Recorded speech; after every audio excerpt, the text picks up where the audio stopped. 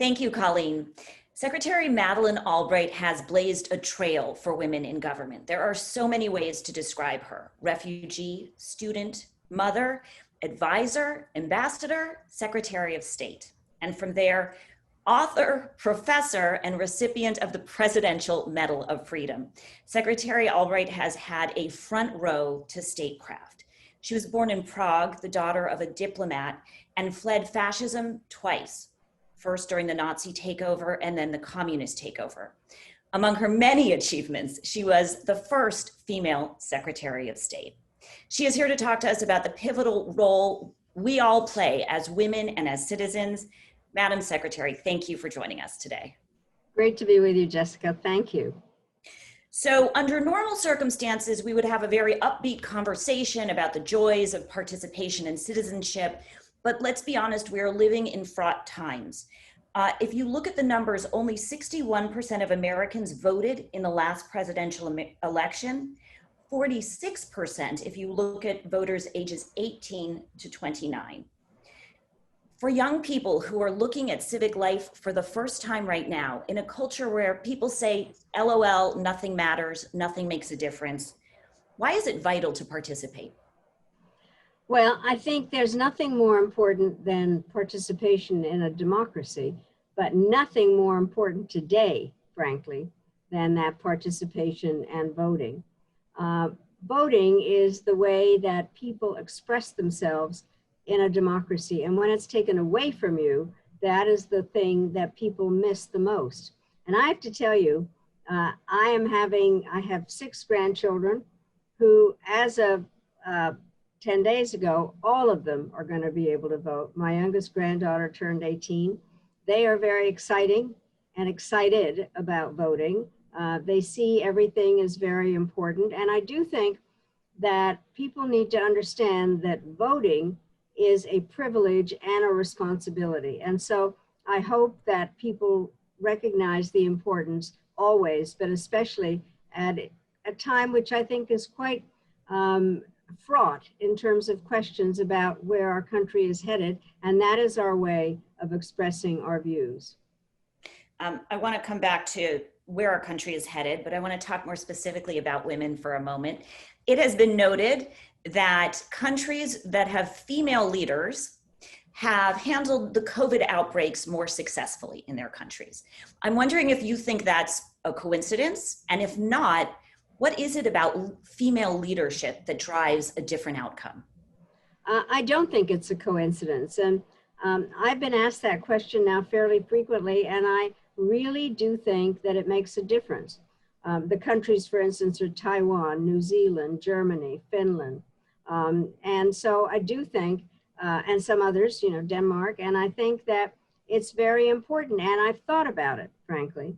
And I think partially because of characteristics that women generally exhibit. So for instance, I think women are really good at multitasking, which means also that you have peripheral vision and you can see where things are coming from.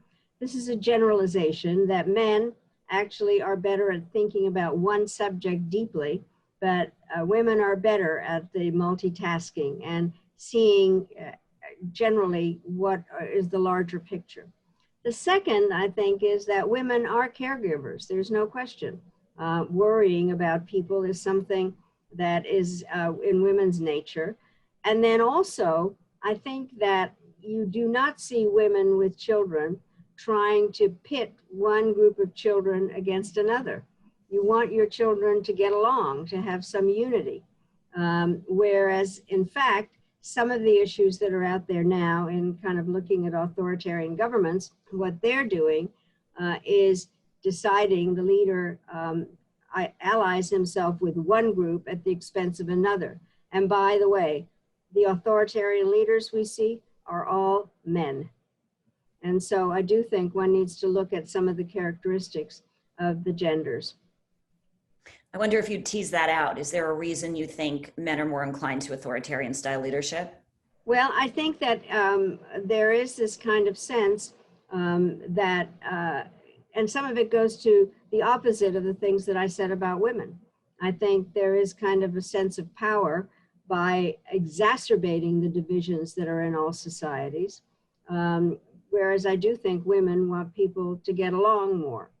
I wrote a book called Fascism, A Warning. And in order to understand fascism, and by the way, it's a term that's kind of thrown out whenever you disagree with somebody, you say they're a fascist. But, and it's not an ideology, it's a process for gaining power. So I decided I wanted to go back and kind of see where it comes from. And Mussolini was obviously the first fascist. And he was working off of the discontent that was evident in Italy after World War I, because they had fought on the side of the Allies and were not given credit for that. And they had economic problems. And so he began to exacerbate those divisions and speak a lot about one group against another. The best quote in that book comes from Mussolini, and it is, "If you pluck a chicken one feather at a time, nobody notices." And so there's a lot of feather plucking going on in countries. By the way, you can't say those words together too quickly. But I think that it is important to understand that there is this kind of natural thing among some men, obviously not all men, to exacerbate the differences rather than trying to find things that might unify us. You know, what's interesting is that I think that we're talking to young people. A lot of them think of these as qualities that aren't attached to sex, but are feminine qualities, masculine qualities that anybody can integrate and make choices about how to implement. And so there are ways that we can learn lessons from your studies on fascism, et cetera, that apply for male leadership as well as female leadership. Yeah. No, I do think, and that's why I say some of these are gross generalizations, but I do find interesting that the problem-solving aspect as far as COVID is concerned has been exhibited in these countries that are run by women. And so, you know, trying to sort out why, I think, is an interesting exercise. I wonder if there are lessons in the next question, which is your father was an amazing figure. People might not know this, but not only did he raise you, but he was also a mentor to Condoleezza Rice. The two of you have differing ideologies or worldviews, but he helped groom the two first female secretaries of state this country has seen. I wonder if there's anything he taught the two of you that could be instructive to young leaders in this audience, and especially young women in this audience. Well, I think that, you know, I'm the oldest of three children. I have a sister and a brother, but I always sought to be the perfect daughter and to please a father that actually was loving and helpful, but also demanding in terms of that there were opportunities and one had to live up to them and not kind of take anything for granted. And I do think that, and Condi and I, by the way, are very good friends. And one of the things was, I'd love to tell the story of how I found out about. So my father went to teach at the University of Denver, and he had become a pretty big deal there after a while because he was really an expert on communism. And he died in 1977, and he was a pretty big deal by then. So there were lots of flowers and tributes at the funeral. And among them was this ceramic pot in the shape of a piano with just some leaves in it. So I said to my mother, "Where did this come from?" And she said, "It's from your father's favorite student, Condoleezza Rice." And she was a music major, hence the piano. And so she took an international relations course from my father. He persuaded her to become an international relations major. She did her master's at Notre Dame and was working on her PhD with my father when he died. So this African-American music major from Alabama was writing her dissertation on the Czechoslovak military. So in 1987, when I was working for Michael Dukakis and finding senior advisors to him as he was running for president, I didn't know her. And I thought, woman teaches on the West Coast, a Soviet expert. So I called her and I explained what I was doing. And she said, "Madeleine, I have to tell you this, but I'm a Republican." And I said, "Condi, how could you be? We had the same father." And so we have talked a lot about what we learned. And I think that what we learned was gratitude, In both cases, it wasn't simple. Me, because we were immigrants, and she, because as she herself has said, that America was born either with a birth defect or original sin. And so, you know, we have both, I think, tried to work to improve the countries in which we have lived, and are hard workers and dedicated. You mentioned that your father was an immigrant. You're an immigrant as well. These days, we hear a lot about how immigrants are outsiders. Citizenship is for those who were born here. But immigration used to be thought of as a vital part of the American project. And I wonder if you could tell us, do you think that given globalization and even economic recession, that's changed? Well, I have to say that I am frankly appalled, or some other word even stronger, in terms of what is going on in terms of immigration. Every country has a right to make its immigration laws. And I do think that America has really grown from its inception, and it clearly had a complicated beginning, but in terms of diversity and welcoming people.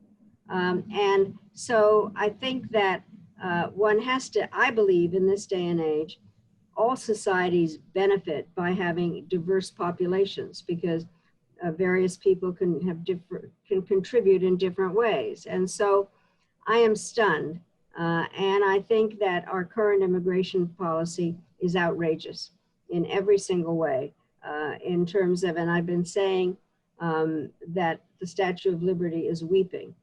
I think that it is going to be very important to change the immigration laws in some way, which show how we respect and want to have people of diverse backgrounds come to the United States. And one of the things that I have loved doing is being at or presiding at immigration ceremonies and giving people their naturalization certificates. So the first time I did it was July 4th, 2000 at Monticello, Thomas Jefferson's home. I figured since I had his job, I could do that.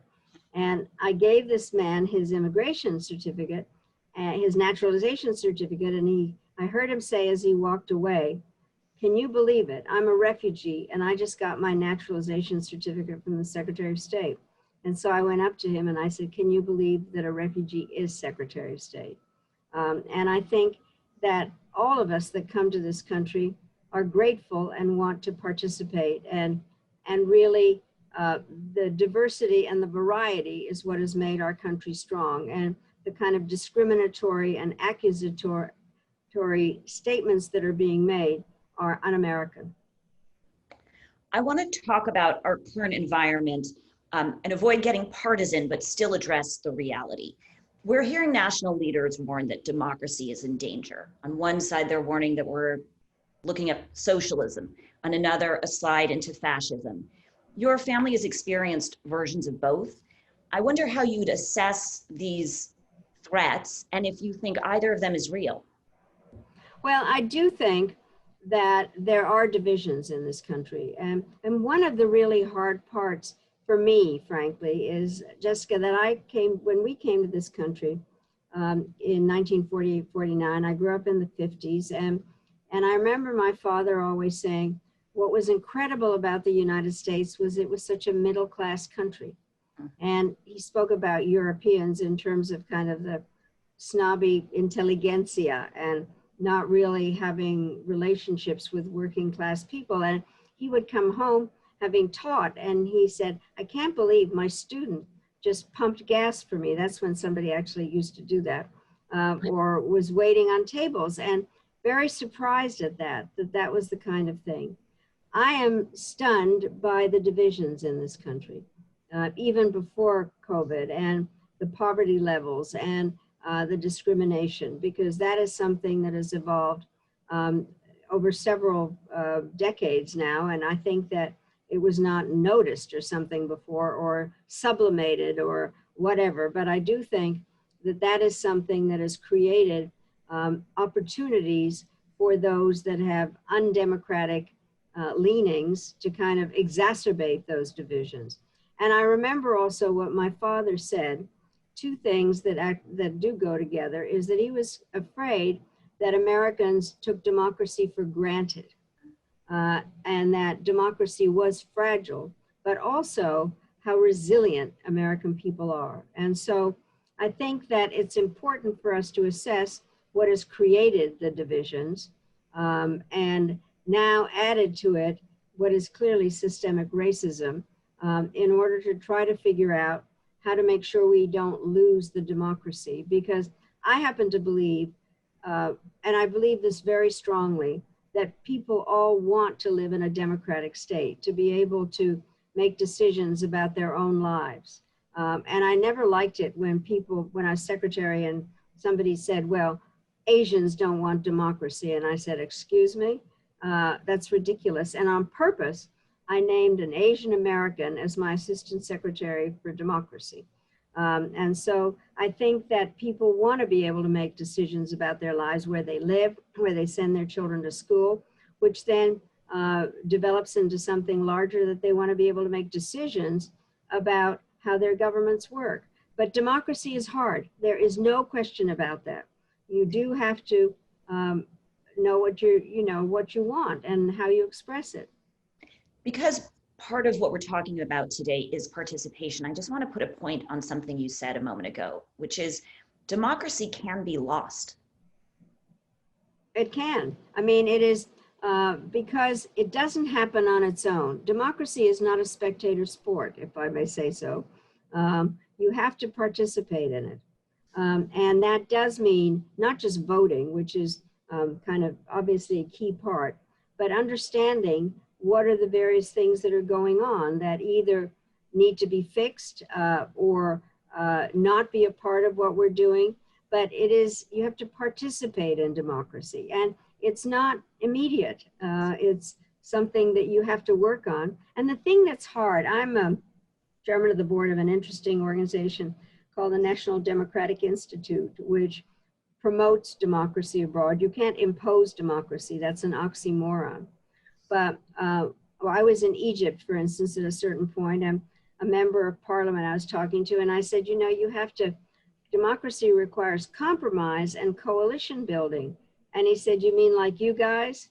And so we are not a very good example at the moment. And so that is something I worry about. I really want to get into this because I think you can be uniquely helpful. I do the news on Instagram, and I'm constantly having conversations with the audience. And one thing I'm asked over and over is, how do I communicate with somebody who disagrees with me? Disagreements today are so fraught. We treat one another as mortal enemies over political divisions. Now, you are someone who sat across the table from actual adversaries and found a way to have conversation. So can you give our audience advice? What is the best way to create a dialogue with someone with whom you disagree? Well, first of all, I'm very glad that you raised the question, because when I was going around with my fascism book, I had this whole list of what needed to be done, my to-do list. Mm-hmm. And on my to-do list was to talk to people with whom you disagree, which is different. I know tolerance is supposed to be a good word, but it comes from tolerate, put up with. Mm-hmm. I think we need to respect people and try to figure out what it is that motivates them. And in diplomacy, what is absolutely essential is to put yourself into the shoes of the person you're sitting across from and not look for zero-sum solutions, but win-win, where you're able to come to some kind of agreements. And the hard part is to put yourself into their shoes. And so and I think people don't fully understand what it's like to be at these various meetings, one-on-one with a diplomat. And believe it or not, they actually do begin with a bunch of small talk. And I do think men are more likely to talk about sports, and women about the weather or whatever. And then you've got your list of things that you want to accomplish in this meeting. And I had a trick, and we would talk for a long time, and I would try what I was, to get in the shoes. And then I would finally say, I have come a long way, so I must be frank. And I do think at some point one does have to state why you're there and what you're doing.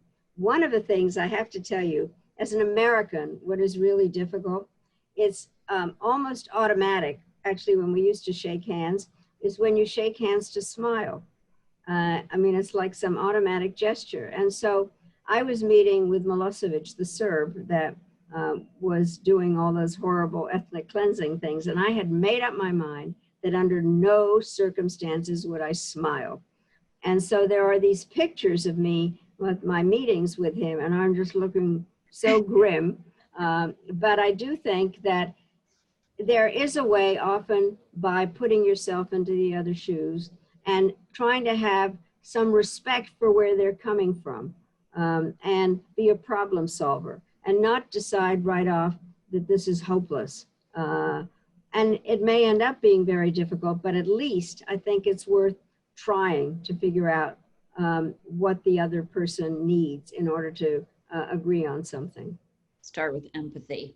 I want to just go back to something you mentioned at the beginning, that men often do small talk around sports and women on weather.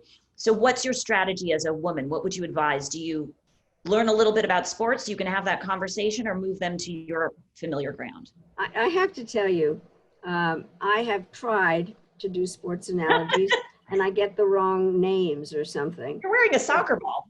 Well, I am wearing a soccer ball, and I have to tell you about my athletic past, but I'm careful in terms of not getting things wrong.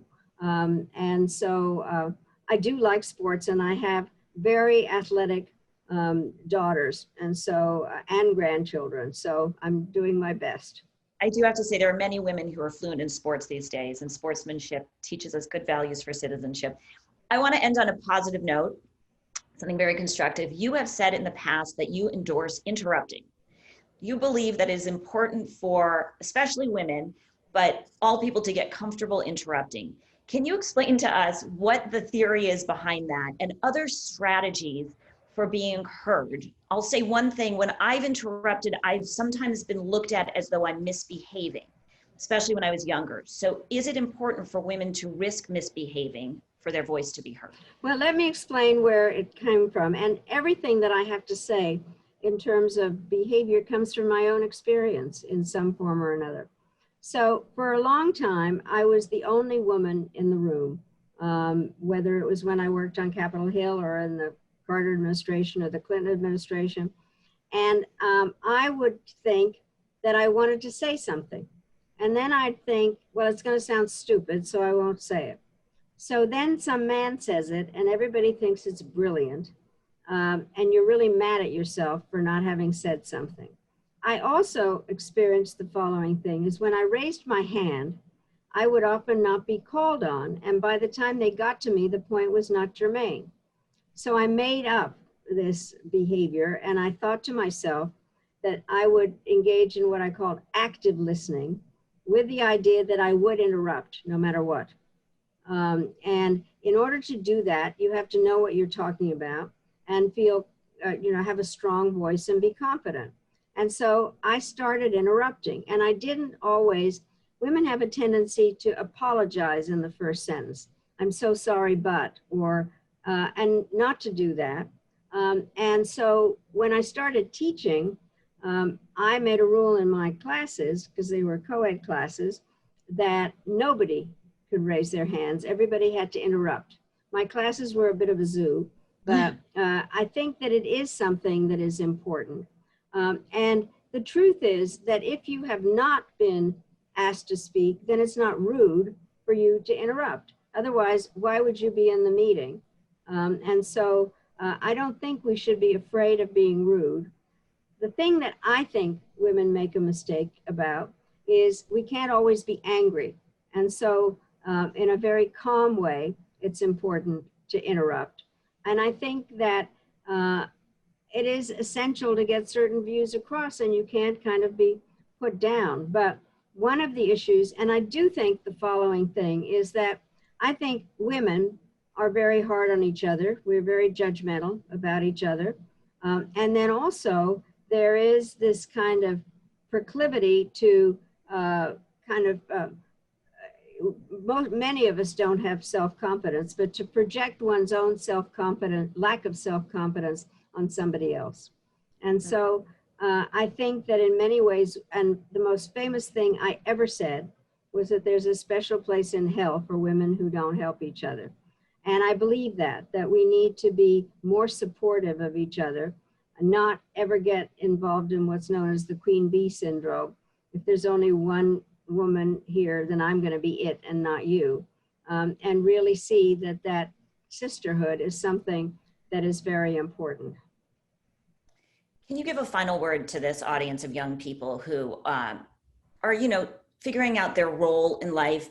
Did you know you were destined to be Secretary of State, or was it a series of steps where you chose to put yourself forward that brought you there? And how would you exhort young leaders to follow in that path? Well, first of all, it never occurred to me that I could be Secretary of State.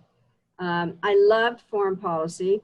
And to go back again to my father, all we ever talked about was foreign policy and diplomatic history. And so I grew up with that. I was actually going to be a journalist. When I was living in Chicago, my husband was a journalist, and we were having dinner with his managing editor. And he said, "So what are you going to do, honey?" And I said, "I'm going to work on a newspaper." And he said, "I don't think so. You can't work on the same paper as your husband because of labor regulations." And even though there were 3 other papers in Chicago at the time, he said, "And you wouldn't want to compete with your husband, so go find something else to do."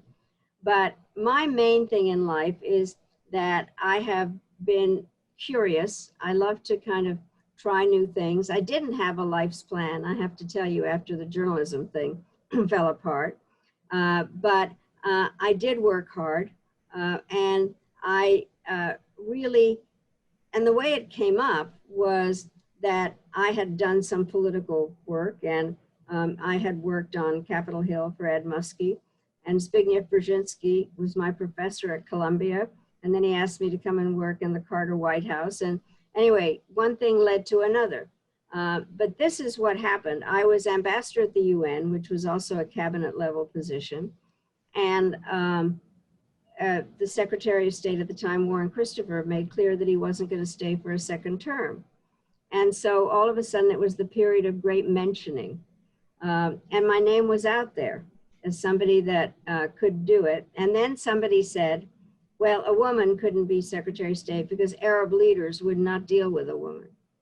And then the Arab ambassadors at the UN made a statement together, and they said, we had no problems dealing with Ambassador Albright. We would have no problem dealing with Secretary Albright. So that went away. Then somebody at the White House, and I never want to know who, said, yes, Madeleine's on the list, but she's second tier.